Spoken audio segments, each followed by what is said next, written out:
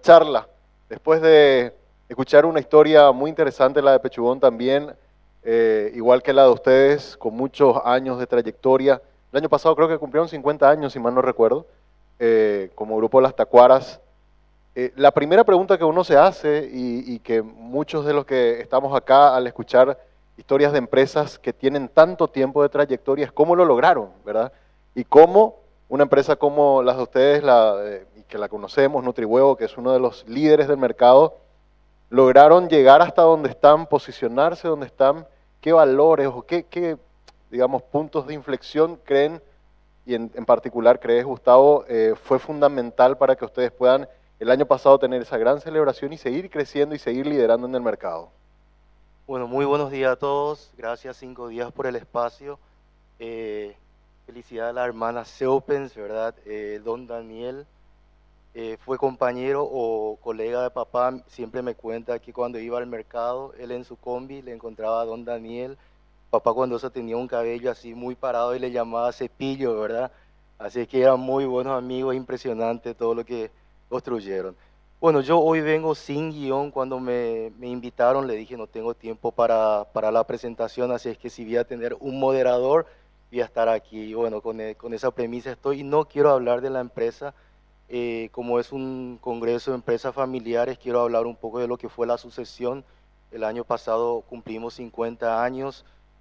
Como el que comentó uno de los expertos, papá cuando creó la empresa hace 50 años atrás no creó pensando en una empresa familiar, quería sacar a la familia del hambre, vino con mucha, realmente vino a Paraguay huyendo de la pobreza. Corea en aquel entonces era el segundo país más pobre del mundo, vino sin ningún capital, aquí tuvo que hacerse. Y bueno, se hizo exitoso con un emprendimiento familiar que compró, así como lo comentó Marcelo, de la familia Angulo. Lo honró esa compra a cuotas durante creo que 10, 15 años, ¿verdad? Eh, Se hizo un empresario exitoso, medianamente exitoso, y permitió que sus hijos, los 4 hijos, pudieran estudiar en el exterior. Realmente nuestra vida iba a transcurrir en Estados Unidos. Yo ya era arquitecto, ya estaba trabajando en un estudio arquitectónico. Papá no quería que siguiéramos el negocio familiar. Él lo veía algo como no digno para sus hijos. Como él no tuvo una educación formal, dijo: quiero que mis 4 hijos se gradúen de la universidad y sean profesionales, ¿verdad? Sean emprendedores, empresarios, y vivan en un mejor país. Entonces, a medida que cumplíamos 15 años, nos envió todo a Estados Unidos, donde hicimos la secundaria, la universidad, y en mi caso, como ya era residente, estaba trabajando en arquitectura. Y bueno, por esas cosas de la vida, ¿verdad? Dios tiene el destino nuestro planeado. Vuelvo a Paraguay no para continuar el negocio familiar, sino que para abrir una planta de agua mineral, lo cual no sucedió porque éramos todavía una empresa muy pequeña. Entraron grandes players, Coca-Cola, y en aquel entonces el presidente Juan Mossi se desistió de ese negocio. Yo ya estaba en Paraguay, ¿qué hago? No estaba en miras esto de seguir el negocio familiar, pero por esas cosas de la vida, 2 años después, decidimos continuar, pero ya con la construcción de una nueva granja. Bueno, ahí viene mi mayor temor. Viví 10 años sin la presencia de mi padre, o sea, toda mi adolescencia viví bajo libertad. Tengo un padre muy dictador, muy general. Imagínate entrar a trabajar bajo él y los miedos eran muy grandes. ¿Cómo me adapto a esto? Teníamos que profesionalizar la empresa. Yo tengo otras ideas, había visitado granjas en Estados Unidos. Lo que teníamos era todo muy manual, todo muy rústico, ¿verdad? Entonces ahí inicia un poco el camino de la transición, en donde en ningún momento los 3 hermanos jamás nos pusimos a discutir con el papá. El papá muchas veces no tenía razón, pero le dábamos una idea, nosotros siempre con el respeto. Él al principio lo rechazaba, ¿verdad? Cualquier idea nueva para él que era una amenaza, era como perder el poder, entonces era un rechazo. Y semanas después o meses después recapacitaba, preguntaba por esa idea, y de así de a poco fuimos haciendo los cambios necesarios para llegar a donde estamos. Fueron 10 años de aprender bajo mi padre el oficio hasta que él dice, bueno, yo creo que aquí, hasta aquí llego, les paso la posta, ni siquiera había participar de la asamblea, ustedes se hacen cargo, ¿verdad?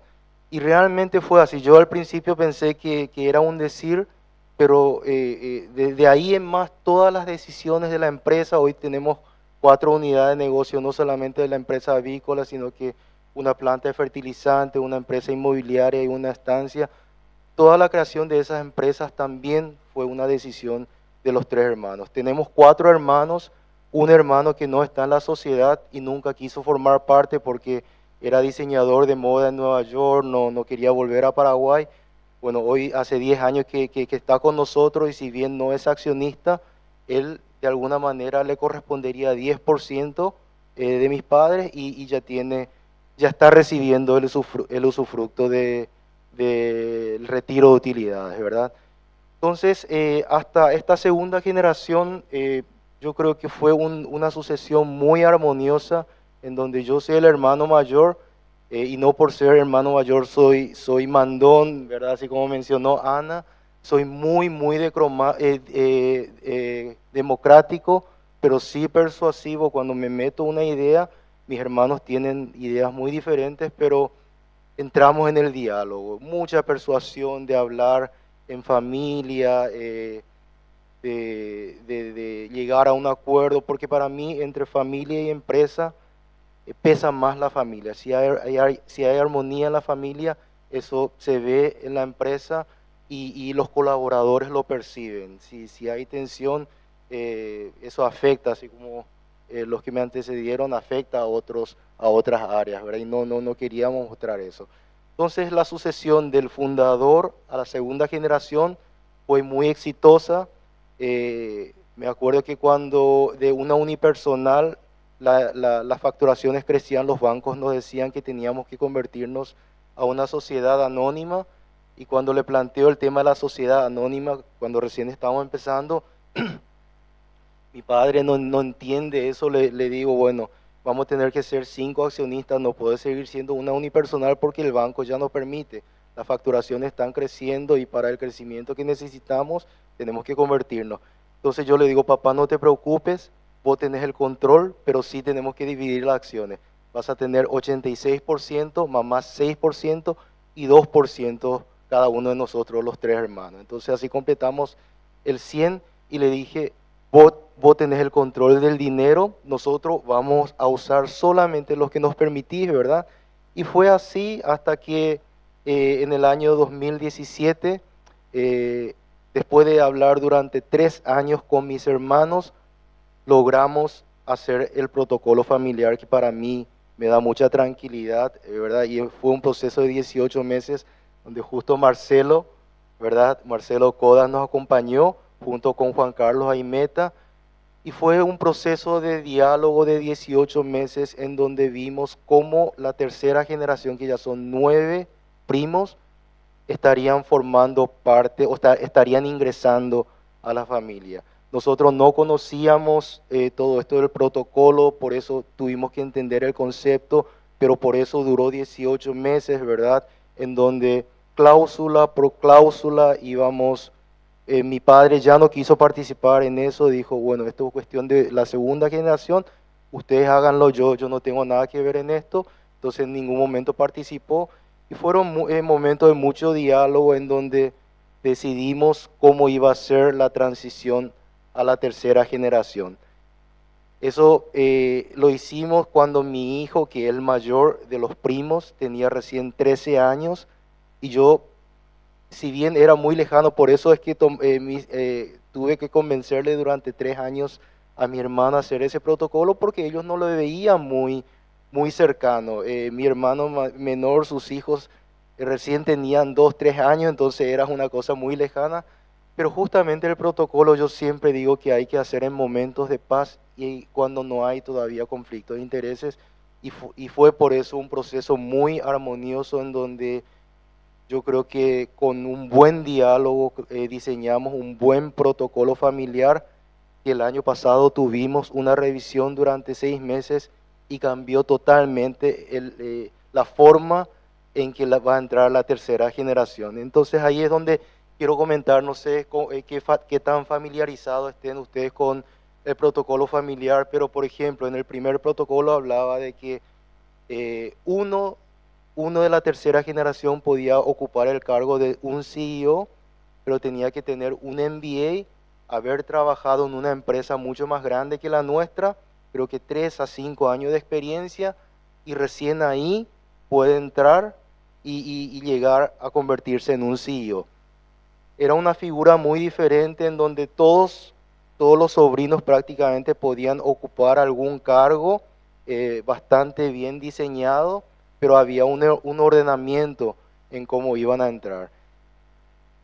De 2017 al 2025, yo viendo y escuchando a muchísimas empresas familiares de amigos, eso cambió totalmente. ¿Y por qué cambió?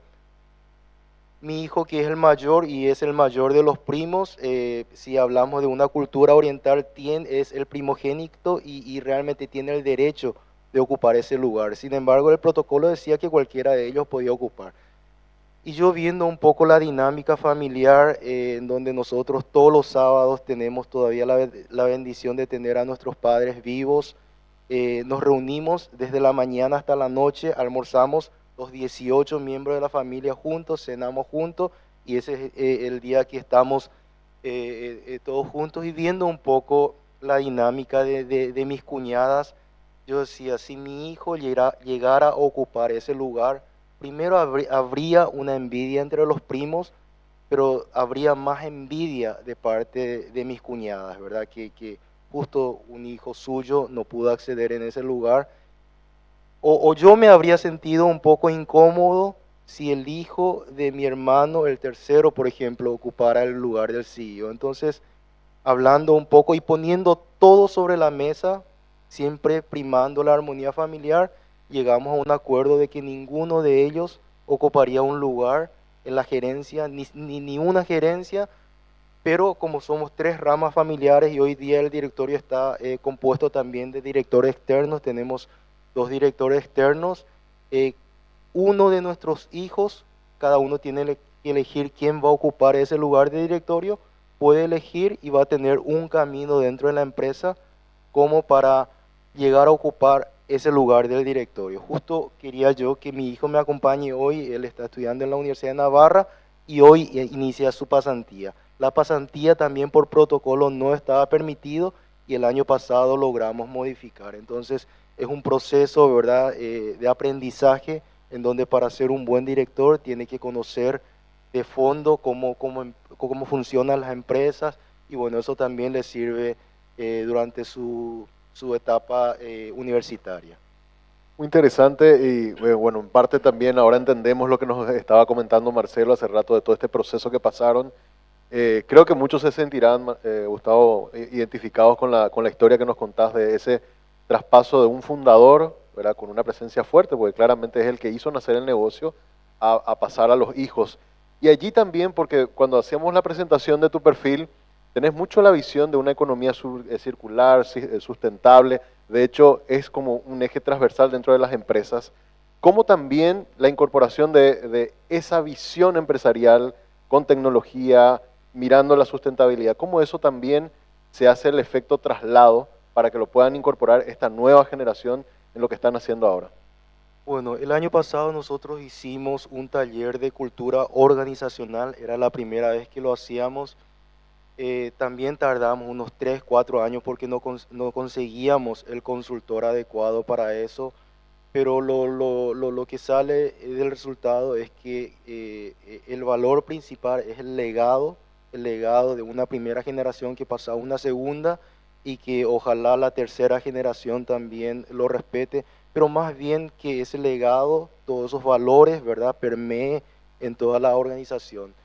Fue una etapa realmente muy importante porque nosotros creo que como segunda generación todavía somos de la vieja escuela en donde recibimos los valores de nuestros padres y todos nuestros gerentes son millennials, son jóvenes, ¿verdad? Que vienen de multinacionales, de empresas muy grandes y vienen con otros pensamientos. Entonces había, digamos, una tensión entre el directorio y toda la alta gerencia.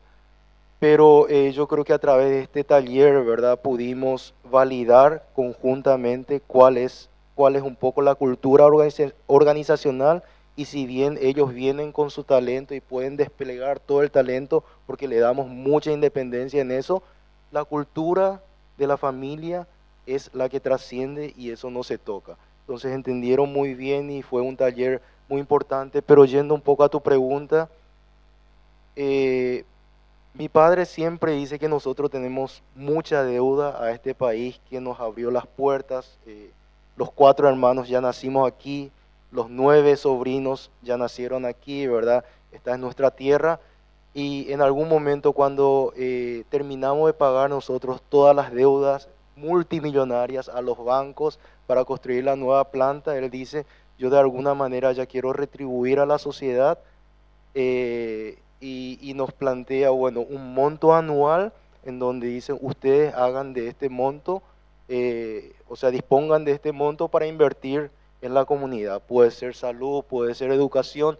Y bueno, de esa manera, en aquel entonces, hace 15 y 16 años atrás, entramos en un eje filantrópico en donde iniciamos con $100.000. Hoy nuestras acciones de sostenibilidad son el 3% de la facturación y realmente creció mucho, y no solamente está en el ADN de la empresa, sino que en el core del negocio. El año pasado contratamos consultores internacionales, ¿verdad? Para revalidar todas nuestras ejes de acción para que vaya al centro del negocio, pero fue así, fue una acción filantrópica. Luego ADEC lanza el primer seminario o la introducción a la responsabilidad social. Ahí aprendimos todo este mundo de la responsabilidad social, que eran 7 ejes con indicadores ETOS. Bueno, después nos unimos al Pacto Global. Hoy día la empresa se rige por de los 17 ODS que tenemos, creo que respondemos a 17, y con este nuevo eje que diseñamos el año pasado nos enfocamos directamente en 3 ejes que son prosperidad, medio ambiente y nutrición, que tiene mucho que ver con el core de nuestro negocio. Entonces, eso también yo creo que maduró bastante y por fin podemos decir, después de 5 años de estar buscando, que la sostenibilidad está en el core del negocio y no solamente de la empresa. Bueno, y una consulta más, Gustavo. El mercado paraguayo está cambiando, es cada vez más competitivo. De hecho, Paraguay, en este segmento en el que están ustedes, o en las industrias en las que están ustedes, está creciendo cada vez más.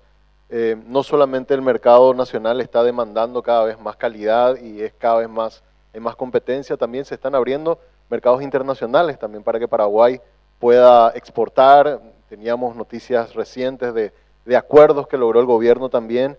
Así que estamos viendo un mercado mucho más profesional, mucho más acelerado, que está incorporando nueva tecnología, inteligencia artificial y un montón de otras prácticas que exigen estar actualizado con lo que está pasando en la industria. En ese sentido, ¿cómo ves en esta etapa en donde ustedes, segunda generación, están tratando de llevar también a los hijos, a los primos, a los sobrinos hacia esas nuevas tendencias del mercado y ayudar a que la empresa siga creciendo y siga avanzando, digamos, con todos los cambios que están habiendo en Paraguay y también en el mundo? Sí, realmente yo creo que tengo la oportunidad de viajar mucho y siempre veo empresas, y Paraguay hoy está muy, muy bien encaminado, especialmente en el sector privado. Veo empresas muy innovadoras. El crecimiento que está teniendo como país es realmente una envidia a nivel regional. Y bueno, uno siempre se junta con colegas, ¿verdad?, que tienen esta misma visión, y yo que tengo el privilegio de estar en un grupo Vistach de empresarios de primera. Realmente todo lo que veo, todo lo que están haciendo las empresas privadas para hacer crecer este país es increíble, y yo creo que es algo muy loable. Bueno, en el caso de la segunda generación, yo creo que nosotros tuvimos una visión porque estuvimos expuestos. Cada uno de nosotros vivió 10 años en Estados Unidos y eso te abre la mente, te da otra visión de la vida, de cómo administrar empresas. En el caso nuestro, nosotros dijimos que la tercera generación, si bien solamente 3 van a poder ingresar al directorio de la empresa, ¿qué hacemos con los otros? Y ese fue un diálogo realmente que duró 3, 4 meses, en donde lo que queremos es que la torta se siga ampliando, que sigamos creando más empresas justamente para esto de la tercera generación. Y si no quieren ser empresarios, está bien. Lo que queremos es que cada uno de ellos sea feliz y que nosotros como padres le podamos ayudar y guiar y proveerles, ¿verdad?, a los que no van a estar dentro de la empresa. Pero es ponerle a un mundo global. Por eso también decidimos que todos los hijos deberían estudiar afuera, tener esa visión en países mucho más desarrollados que nosotros. En el caso de mi hijo, le estoy instando a que antes de hacer un MBA no quiera volver a Paraguay, sino que se quede a trabajar en Estados Unidos o Europa 2 años, haga el MBA y luego quiera venir aquí para formar parte del directorio. Y bueno, eso es lo que estamos tratando de inculcar a la tercera generación, prepararles para un mundo mucho más exigente, más globalizado, y también un Paraguay que de aquí a 5 o 10 años va a estar mucho, mucho más desarrollado de lo que estamos hoy día. Y una última brevísima. Paraguay, dijiste, un país cada vez más desarrollado. Paraguay, un país con grado de inversión, un país que se proyecta con mucho crecimiento para los próximos años, pero un país que está compuesto casi en un 90% por empresas que nacen de familias. ¿Qué mensaje le puedes dar desde una empresa que tiene 50 años de experiencia y que está pasando por este proceso de ir traspasando ese éxito a las siguientes generaciones? Yo creo que los expertos que me precedieron dijeron todo. Hay que prever todos los pasos para adelante, ¿verdad? Hay que hablar los temas incómodos, y entre la familia y la empresa, yo siempre le pongo mucho más peso a la familia, porque si la familia está bien, a la empresa también le va bien. Pero hay que diseñar, hay que tener protocolos, hay que hablar de estos temas, de los temas incómodos. eh, esa transición o esa sucesión nunca puede ser desordenada, porque ahí es donde las empresas exitosas en la tercera generación la mayoría de las veces se pierde, y eso ocurre también en Paraguay. ¿Cuántas empresas vimos que por no tener un protocolo o una sucesión bien ordenada, ¿verdad?, quebraron? Así es que eso es un poco el mensaje, prever todos los pasos, hablar mucho en familia de todos los temas, y hacerlo siempre en momentos de paz y cuando todavía no hay conflicto de intereses. Pero si ya es tarde, igual hacerlo. Postergar es lo peor, es lo peor que puedes hacer. Muchas gracias, Gustavo. Un Gracias. aplauso para él por la experiencia de la empresa. Muchas gracias.